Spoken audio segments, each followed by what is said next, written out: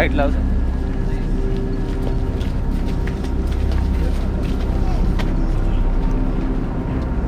इधर लाइट चालू कर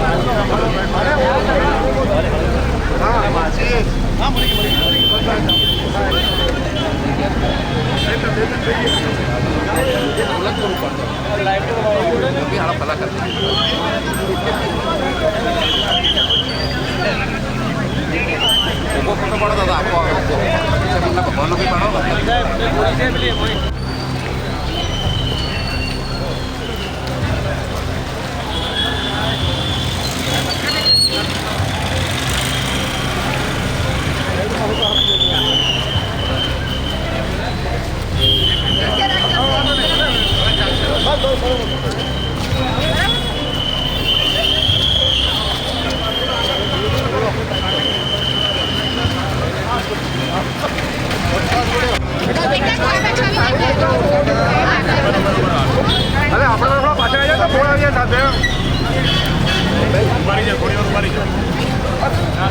થોડા 5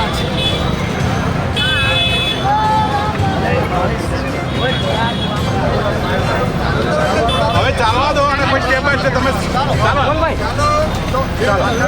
અરે તો પેલી જીત છે પાછળ થઈ જાવ કેમેરા પાછળ થઈ જાવ પેલો આ શ્રદ્ધાંજલિ દેવા આવે અરે પાછળ આવી આગળ ચાલો આગળ આવી જાઓ આગળ આવો કાકા આખો બેનર લેવાનો એ બેનર કરાવતા હોય બેનર સીધું રાખો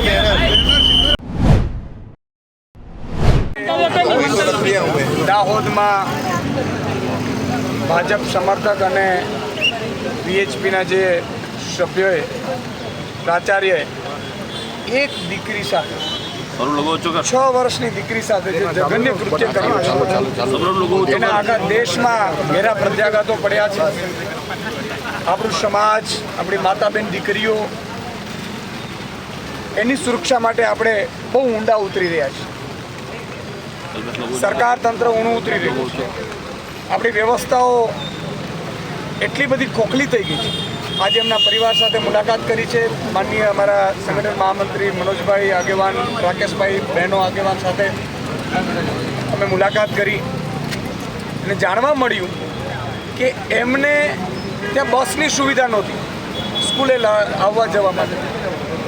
આપણે મોટી મોટી વાતો કરીએ છીએ પણ એ અંતરિયાળ વિસ્તારમાં આપણે હજી બસ સુવિધા કે રિક્ષા સુવિધા પૂરી નથી પાડી શકી અને એટલા માટે એ આચાર્યની ગાડીમાં એમના માતાએ એ બાળકીને મૂકી અને જે રીતે એમણે માની લો કે ઘણા સમયથી એ લઈ જતા હતા, એનો અર્થ એ થયો ઘણા સમય સુધી દીકરી સાથે એણે કંઈક અઘટિત કર્યું હોવું જોઈએ અને પછી એમણે એક એવી હિંમત કરી બળાત્કારની કોશિશ કરવી અને મારી નાખવી અને ફેંકી દેવી. આ આપણે બધાના હૃદય કંપી જાય એવી ઘટના છે. પણ સૌથી દુઃખદ ઘટના એ છે કે જ્યારે કલકત્તામાં આ ઘટના બની હતી ત્યારે આખા દેશમાં પ્રત્યાઘાતો પડ્યા. દેશના મીડિયાએ, મહિલાઓએ, માતા બહેન દીકરીઓએ સર્વે અવાજ ઉઠાવવું જોઈએ. પણ જ્યારે ગુજરાતમાં ઘટના બની છે, દાહોદમાં ઘટના બની છે, સામાન્ય પરિવારમાં ઘટના બની છે, શું એમની દીકરીની કંઈ આપણા માટે કિંમત નથી? મુખ્યમંત્રી માટે કિંમત નથી? આજે મુખ્યમંત્રી ધરણા કરે છે, રાજકીય ધરણા કરે છે. મુખ્યમંત્રી ધરણા કરવાનો હોય કે મુખ્યમંત્રી આ દીકરીના પરિવારને મળીને એને તમામ અધિકારીઓ સાથે મળીને ન્યાય મેળવવાનો? એટલે ખૂબ જ દુઃખદ છે. મારે મોની બાબા મુખ્યમંત્રીને કહેવું છે કે મમતા દીદીને તમે લેટર લખતા હતા કે આમ કરો મમતા દીદીને, આમ કરો. મમતા દીદીએ તો 10 દિવસમાં કાયદો લાવ્યા. તમે શું કર્યું?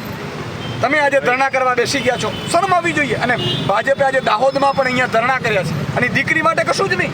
આજે તમે દાહોદ જિલ્લાને તો મૂકી દેવું હતું. એટલે દાહોદના જે લોકલ ભાજપના નેતાઓ છે એમને પણ મારી હાથ જોડીને વિનંતી કરી છે કે 10 દિવસ સૌ કોઈ પાડે છે. દુશ્મન હોય ને એ 10 દિવસ પાડે છે. આવા તાઇફાઓ કરતા નથી. ત્યારે આજે ધરણાઓ કરી અને જે સ્થિતિ એટલે આજે આમ આદમી પાર્ટીએ એમના પરિવારને મળી સાંત્વના પાઠવી છે. આજે તમે જોયું હશે કે ચાલુ વરસાદમાં અમે મૌન રેલી, કેન્ડલ માર્ચ કાઢ્યું છે. અમારી બહેનો પણ સાથે જોડાઈ છે અને 2 દિવસ પછી અમદાવાદમાં પણ આ દીકરીની પ્રાર્થના, દીકરીના આત્માને શાંતિ મળે અને આવા નરાધમોને કંઈક ભગવાન સારી બુદ્ધિ આપે અને આ તંત્રને અને મુખ્યમંત્રીને કંઈક બુદ્ધિ આપે માટે અમે પ્રાર્થના સભાનું પણ આયોજન અમદાવાદમાં પણ કરવાના છીએ. અને આ દીકરીને જો જ્યાં સુધી ન્યાય નહીં મળે, એમની પરિવારની માંગણી છે કે ફાંસી આપવી જોઈએ. એટલે ફાસ્ટ ટ્રેક કોર્ટમાં લઈને ફાંસીની સજા, સાથે સાથે એમના પરિવારને 50 લાખની જે એના સહાય પણ આપવી જોઈએ. અને તમામ સ્કૂલોમાં ચેકિંગ કરવું જોઈએ કે આવા કોણ છે જે આચાર્યો, શિક્ષકો, અને ત્યાં સીસીટીવી મૂકવા જોઈએ અને બસોની વ્યવસ્થાઓ